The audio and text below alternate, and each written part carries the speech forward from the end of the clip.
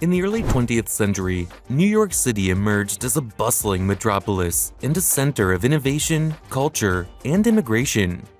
The year 1911 marked an important chapter in the city's history as it experienced significant social, cultural, and economic transformations.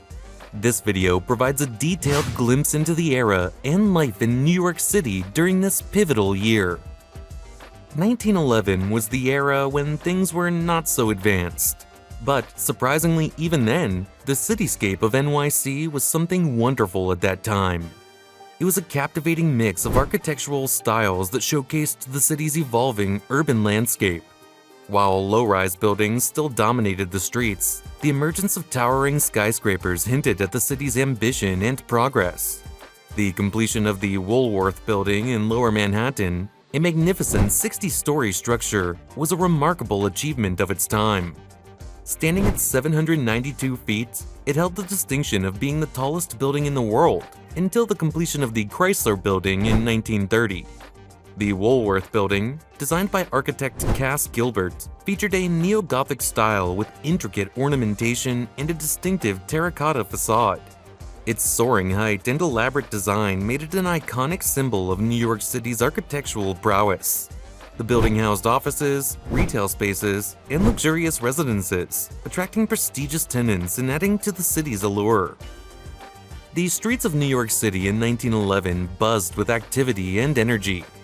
Horse-drawn carriages were a common sight, providing transportation for both daily commuters and wealthy residents. These elegant carriages traversed the city's cobblestone streets, creating a nostalgic charm. However, alongside the carriages, early automobiles began to appear, marking the dawn of a new era in transportation. Model T Fords and other vehicles could be seen maneuvering through the streets, signaling the city's embrace of technological advancements. The bustling streets were alive with a vibrant mix of pedestrians, merchants, and workers going about their daily routines. Sidewalks bustled with shoppers visiting department stores, such as Macy's and Lord & Taylor, which were already popular retail destinations. Street vendors offered an assortment of goods, from produce and flowers to newspapers and trinkets, adding color and flavor to the urban landscape. One of the major incidents was the immigration and melting pot. During the early 20th century, New York City experienced a massive influx of immigrants, and the year 1911 was a significant part of this wave. Ellis Island, located in Upper New York Bay, served as the primary entry point for millions of newcomers seeking refuge and opportunities in America. It processed approximately 1.2 million immigrants in 1911 alone, making it a bustling hub of cultural exchange and transformation. Immigrants arriving in New York City in 1911 hailed from various parts of Europe, including Italy, Ireland, Russia, and Eastern Europe. Italian immigrants, in particular, formed one of the largest groups, seeking better economic prospects and escaping political unrest in their home country.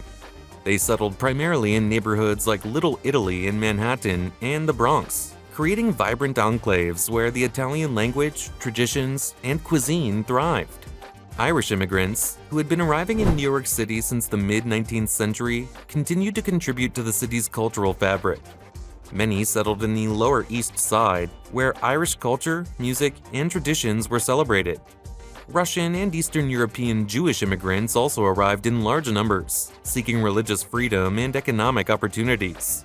They established a significant presence in neighborhoods such as the Lower East Side, forming tight-knit communities that preserved their customs and practiced their faith. The influx of immigrants from diverse backgrounds contributed to the city's transformation into a true melting pot. Neighboring communities often reflected specific ethnic or cultural identities, but the city as a whole showcased a rich tapestry of traditions and languages. The Lower East Side, for instance, became a vibrant multicultural neighborhood where Jewish, Italian, Irish, and other communities coexisted, creating a unique blend of cultural influences. These unique cultural enclaves brought their customs, traditions, and cuisine, leaving an indelible mark on the city. Food became a powerful medium for cultural exchange, with restaurants, delis, and bakeries serving dishes from various immigrant communities. The sounds of different languages filled the streets, creating a lively and diverse atmosphere. Whoever from us talk about NYC, one thing surely gets into our mind, and that is social strata. And this is not something new. These social classes in New York City were very different in 1911, with significant divides depending on occupation and money. Rich industrialists, financiers, and influential families that made up the upper class stood at the top of the social order. Their opulent residences and townhouses along Fifth Avenue displayed their power and influence, establishing their position as society's upper class. The middle class occupied a more comfortable position in society than the upper class. This section of the population, which was made up of professionals, business people, and government employees, lived a relatively secure lifestyle. They often lived in brownstones or apartment complexes in areas like Brooklyn Heights and the Upper West Side. The middle class had access to better living conditions, including better sanitary facilities and more roomy rooms, although not as wealthy as the upper class. The working class experienced more difficulties and challenges than the middle class. This category included manufacturing workers, domestic helpers, and laborers who frequently resided in tenement structures.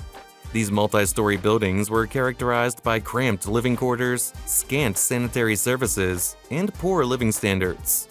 Tenements were mostly found in densely populated regions like the Lower East Side, where working-class neighborhoods developed into thriving enclaves despite the challenges of hardship and tight-knit living conditions. Working conditions and labor movements was an important part of the era. New York City's industrial sector played a vital role in its economic growth during the early 20th century.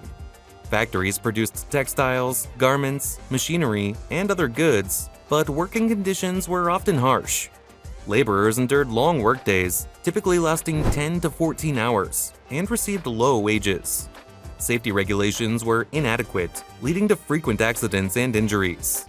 In response, labor movements gained traction, advocating for better working conditions and workers' rights. The Shirtwaist and Garment Workers' Strike, led by the International Ladies Garment Workers Union (ILGWU), aimed to improve labor conditions, safety, and fair wages. Workers in New York City's factories faced grueling schedules, working 6 days a week for extended hours. Wages were meager, particularly for women and immigrants who had limited employment options. Workplace safety was a major concern, with insufficient regulations leading to frequent accidents.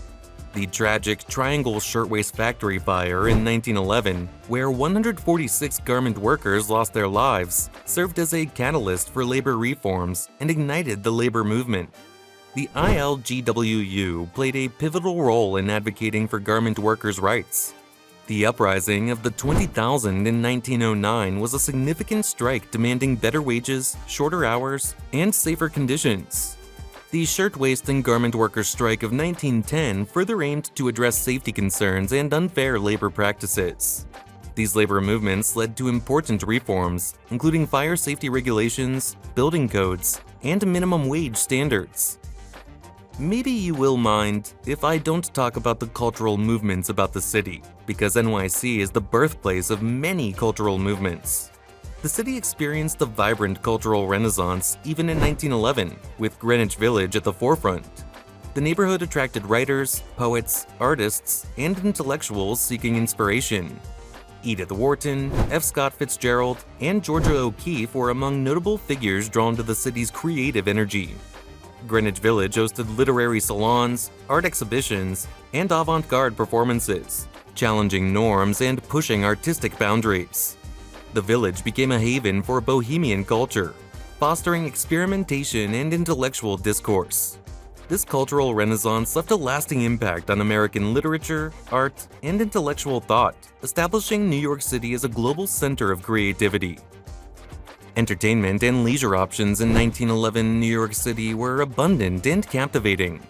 Broadway, famously known as the Great White Way, stood as a prominent theater district, hosting an array of plays, musicals, and vaudeville shows. The grand opening of the Palace Theater in Times Square added to the allure, becoming an iconic venue for vaudeville performances that drew in both locals and tourists alike. The introduction of nickel-odeons and early movie theaters provided an affordable and popular form of entertainment. These theaters showcased silent films, accompanied by live music and sound effects. Audiences were captivated by the new medium of cinema, and the Nickelodeons became a cultural phenomenon. In 1911, New York City had a well-developed transportation network. Horse-drawn trolleys, or streetcars, were prevalent, offering convenient travel within the city streets. Elevated trains, known as Ls, provided efficient transportation across Manhattan and surrounding boroughs.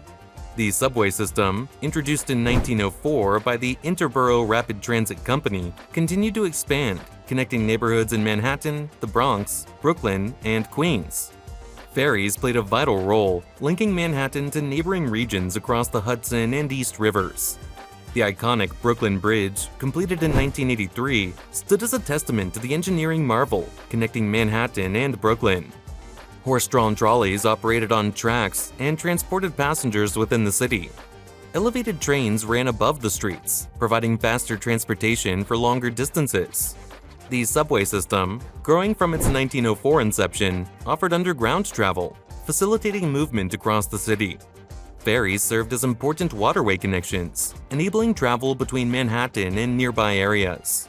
Also, the iconic Brooklyn Bridge, completed in 1883, stood as a testament to engineering marvel and progress. Spanning the East River, the suspension bridge provided a crucial transportation link between Manhattan and Brooklyn, enabling both vehicular and pedestrian traffic. The Brooklyn Bridge became an iconic landmark, symbolizing the growth and development of New York City and enhancing connectivity between the two boroughs. So guys, that was it for this video. What did you think of it? Let us know in the comments section below. If you are new to our channel, be sure to subscribe and ring that notification bell to get notified about our latest videos. Thanks for watching.